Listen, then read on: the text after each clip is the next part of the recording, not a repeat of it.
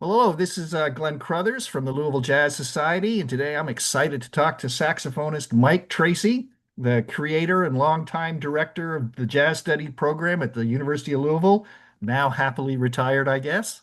Indeed. Mike will be bringing his group, Mike Tracy and CTI Plus, to the next Louisville Jazz Society Signature Series concert on Sunday, November the 30th at 7 p.m. at the Cafe. Hi, Mike. Thanks for taking the time to talk to me today and tell us a little about the upcoming show.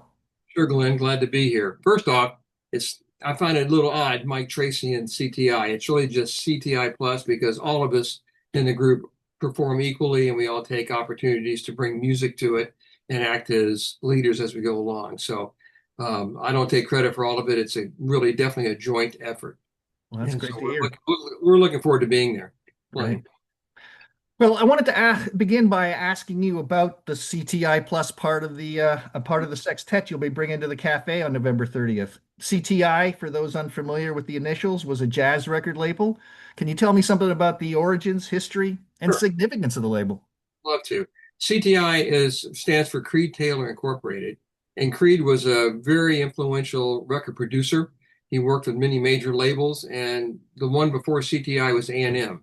So CTI, and which was by Herb Alpert, which came off of essentially Tijuana Brass.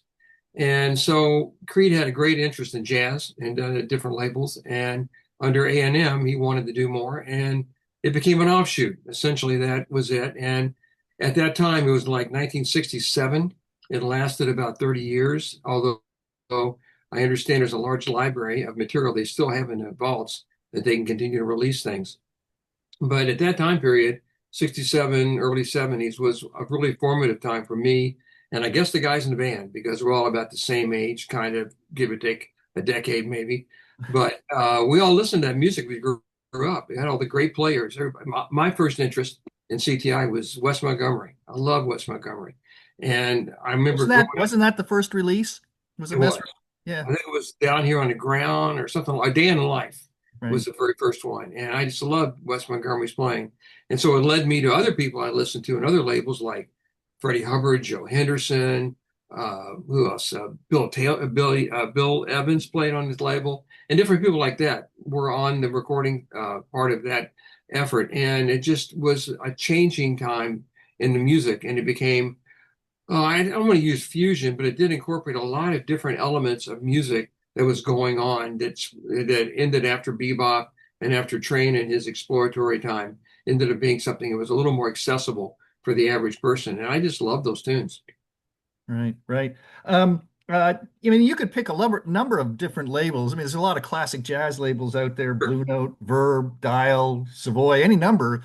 We're Why, Pacific Jazz, all that kind of stuff. Yes. why this label? What about this label in particular is meaningful to you and the Well, members of the band? like I said, it was a time period where we were all growing up listening to jazz.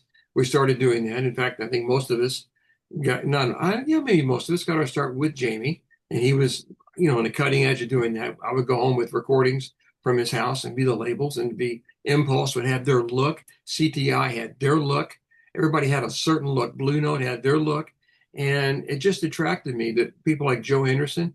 I just love Joe Henderson's playing and Freddie, and they playing together on things like Red Clay and Super Blue and things of that nature. And I was just attracted to it. It was just great fun listening to it. Although it wasn't, like you said, not the only music going on at the time, but it's just something that just touched a nerve for me. And I've always wanted to play it.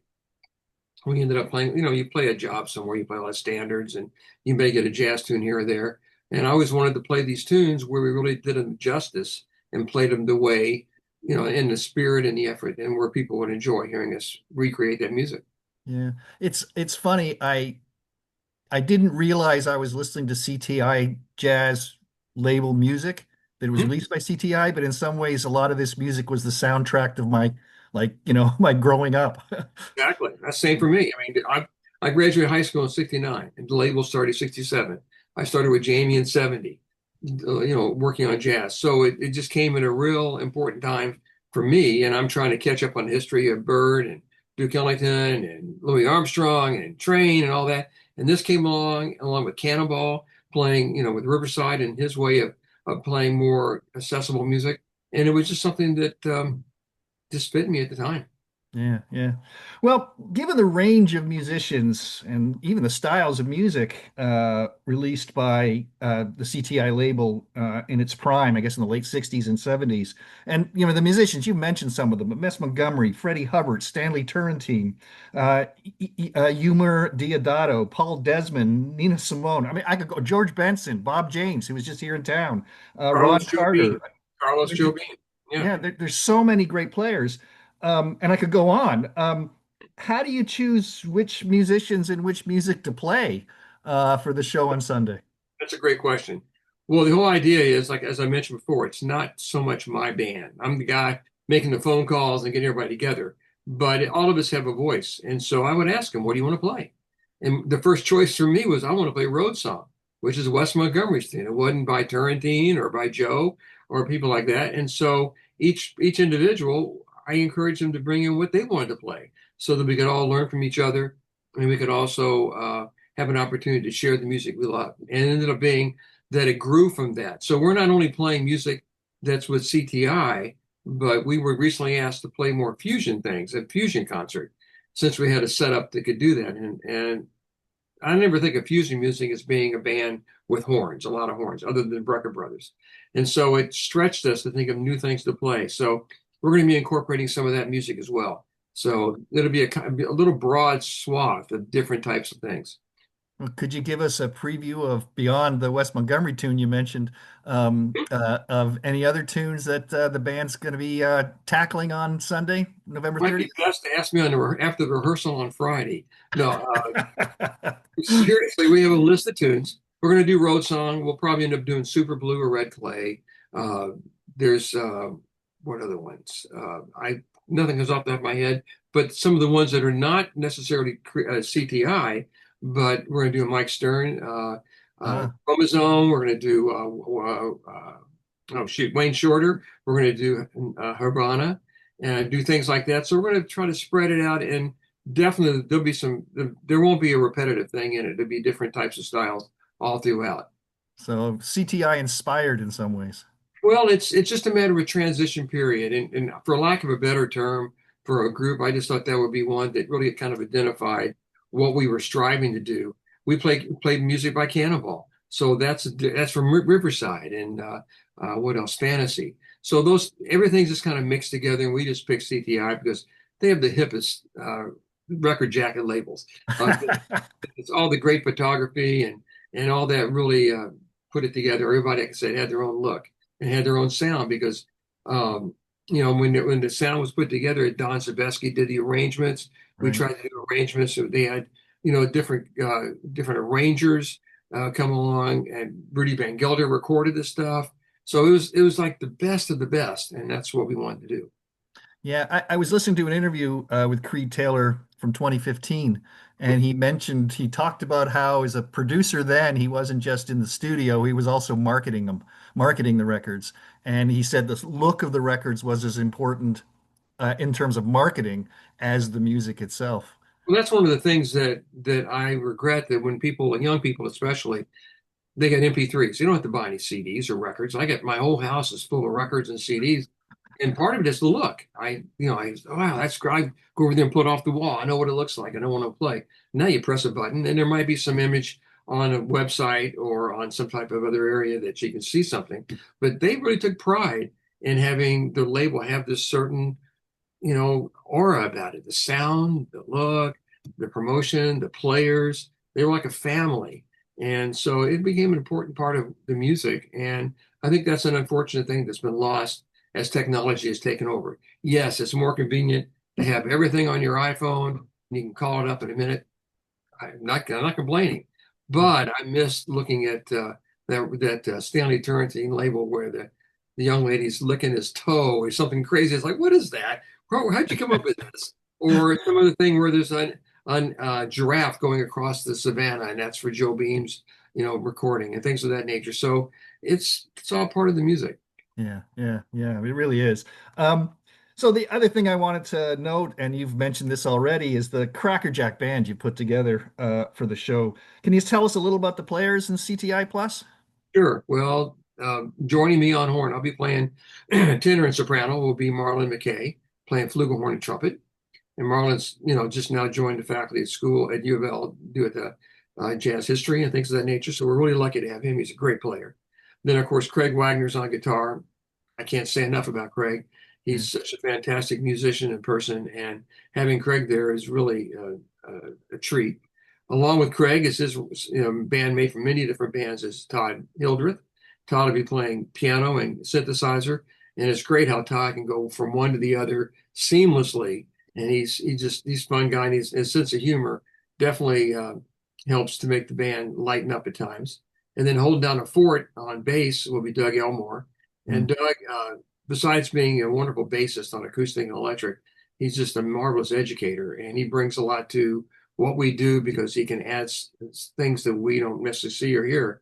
And Doug is great at doing that. And then finally is Terry O'Mahony on drums, and Terry's a longtime friend and bandmate in many different situations. He plays with me in Ora Certa, my Brazilian group, and Terry's one of these versatile musicians who play the symphony Yeah. 1 minute. Next time you turn around, we're having a rehearsal doing this and doing a concert over here. So it's a great group of guys to play together. We don't get to do it very often because everybody is busy.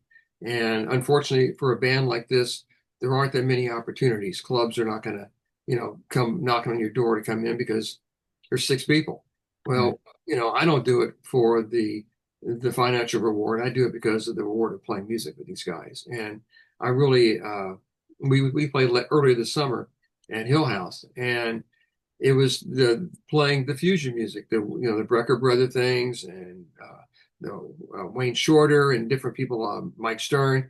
We did all that kind of stuff, and getting done, we just kind of smile at each other because we may not get a chance to play it again. So that's why we're doing a few of those charts with this concert as well, because it really is a fun group, and there's nothing like it in town. And just fortunate that we get together and play. Yeah, it really is some of the best players in town. I'm kind of excited. I'm kind of excited to hear, Craig play Wes and hear Marlon play And, some Freddie Hubbard. oh It'll be yeah, it'll be real fun. it'll be fun playing, and the hour and a half will go by quickly. And part of my issue with you ask about songs, um, I don't want to just play 3 or 4 numbers, which we could. We could all stretch on it and do that. Well, we're not going to do that. We're going to play shorter solos so we can play more of the material, and therefore there'll be a greater variety of stuff played at the concert. Well, I think that's a CTI kind of trademark as well, is I mean, Creed Taylor seemed to want to make the music accessible. Well, yeah, and sometimes accessible gets a negative term to it, where it's, you're dumbing it down or you're playing commercial. That's not the case at all. What it means is, for me, I think a concert is successful when you look out at the audience and people are tapping their feet and they're smiling. Mm. And it could be a Charlie Parker solo, which I would tap my foot and smile, or Louis Armstrong or Duke Ellington. It doesn't matter the style. And what this was a nod, I believe, to music moving ahead. Miles, of course, we even played some things that were associated with Miles. Freedom Jazz Dance was one of the numbers we picked, and we did it a little differently. And so it was a combination of giving a nod to all the things that were changing at that time. If you think about the late '60s and the early '70s, there was so much going on in our country. There was the war in Vietnam. There was racial uprising that was long overdue, trying to solve as many things as we could. They're still not solved, but it was started at that time period. So as I grew up, we all experienced that, all those things that made us who we are today. And the music reflects that, and it reflects the uh, the beautiful lines at times, then the anxiety and the angst at other times. And so it's kind of a culmination of all of that, and it proves to be historically significant because of what was going on and how it was going on. Yeah, I'd also argue though it's kind of timeless. Oh no, it's timeless, but it represents that moment in time where everybody, because when you look at it, uh, early '60s, late part of the '50s, guys are wearing suits and ties. Toward the end, they're wearing dashikis. They're much Yeah. more casual. It's a reflection of everything moving, and it's still moving. And you're right, it's timeless, but it really does. It did kind of signify this is happening now. This is what's going on. This is what's important. So that's kind of when you say accessible, I think it means it's a reflection of the times. Yeah, yeah. Well, thanks so much for taking the time to talk to me. This sounds like I'm really looking forward to the show. I think it's going to be real fun. I'm looking Um, forward to it too. I'm going to practice as soon as we're done. Well, remember, Mike Tracy, well, CTI Plus with Mike Tracy will be playing the next Louisville Jazz Society Signature Series concert on Sunday, November 30th at 7 p.m. at the Cafe. It's going to be a great show. Tickets are moving fast, and we got some of the best local musicians playing some classic tunes from the CTI and beyond catalog. Thanks again for talking to me today, Mike. Mike, Thanks, Glenn, and I hope to see everybody at the concert. We're going to have a great time. great.